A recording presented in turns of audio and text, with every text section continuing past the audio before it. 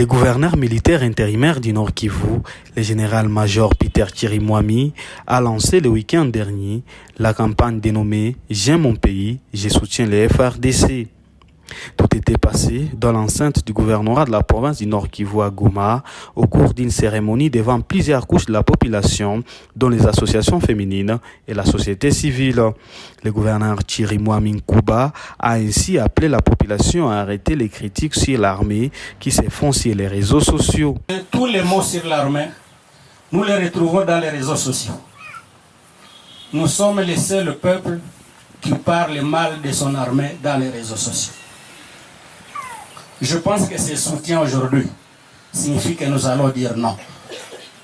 Nous allons aujourd'hui arrêter de critiquer notre armée dans les réseaux sociaux.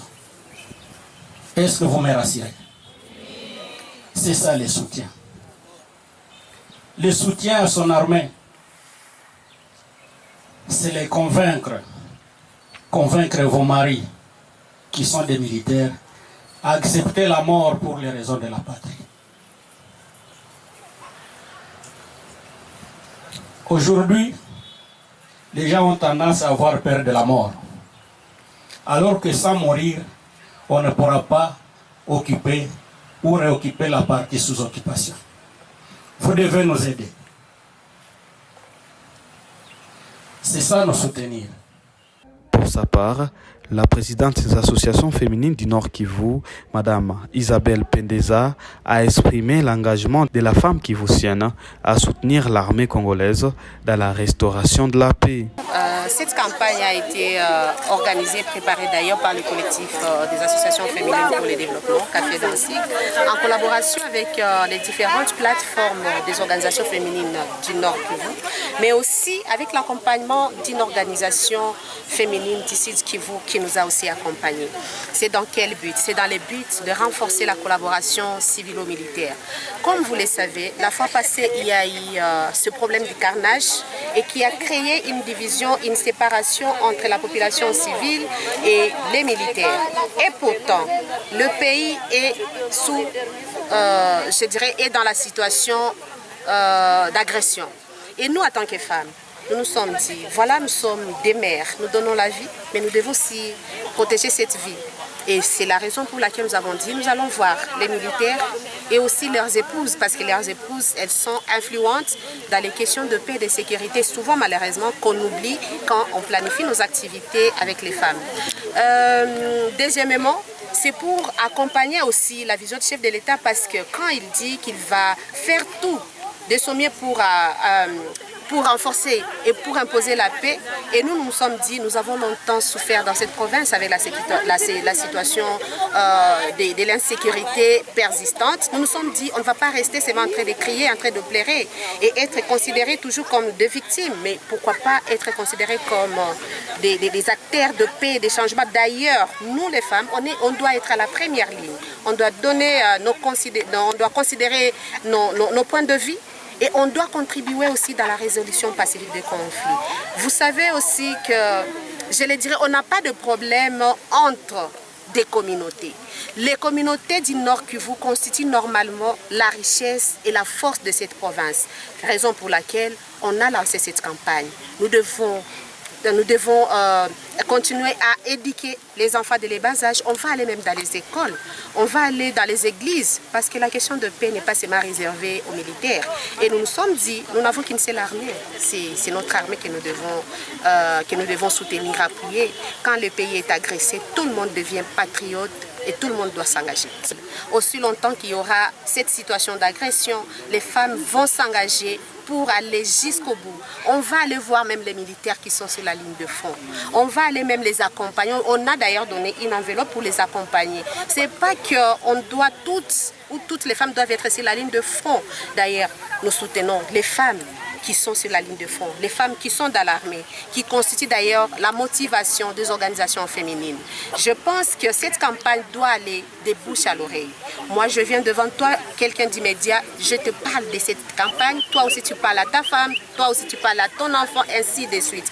Sinon, ces pays a beaucoup plus besoin de nous et ce pays a besoin de la participation de la femme dans le processus de paix. Présent dans cette activité, le commandant de la 34e région militaire adjoint en charge de l'administration et de la logistique, le général Nyembo André, interpelle la population congolaise à chérir son armée.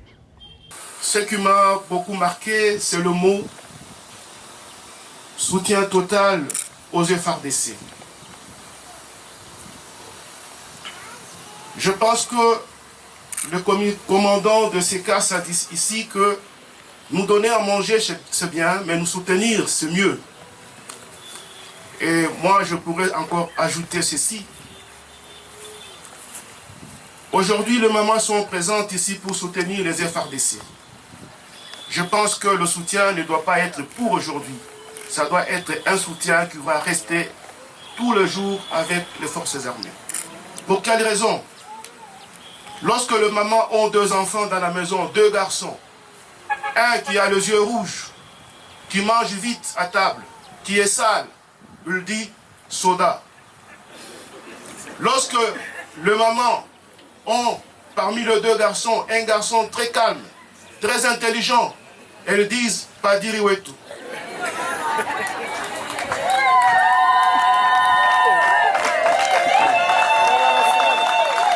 Alors, je demanderai aux mamans, pour aider les FARDC, ne cherchez plus à envoyer les soldats dans l'armée, mais envoyer le padiri dans l'armée.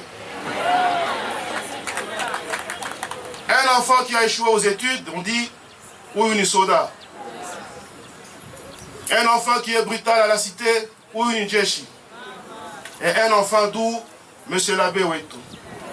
Moi, je demanderai à ce que ceux-là qui sont doux, qui sont abbés, viennent à l'armée pour être boostés.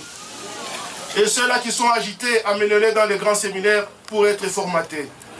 Comme ça, nous aurons des prêtres très doux. Je demanderai aux mamans, vous venez soutenir les FARDC, que le soutien continue. J'aimerais, moi, entendre un jour qu'on dise la plus bonne femme, c'est la femme d'un militaire.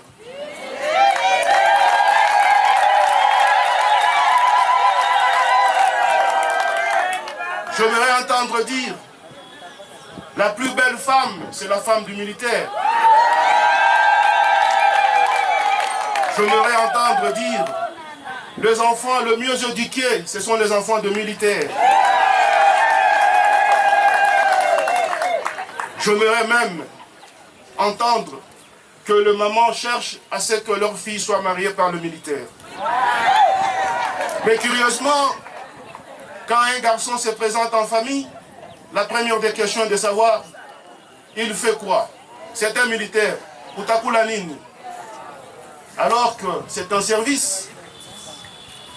Comme je l'ai dit il n'y a pas 3 jours, on ne devient pas militaire pour devenir millionnaire, mais on peut le devenir à l'état militaire. C'est comme on devient prêtre pour ne pas devenir millionnaire, mais un pape, c'est un prêtre, il vit mieux.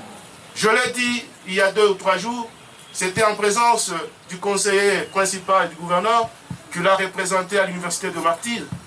Je dis ceci, lorsque quelqu'un a un peu d'avoir, il cherche à avoir le chien des qualités, des races pour protéger sa richesse.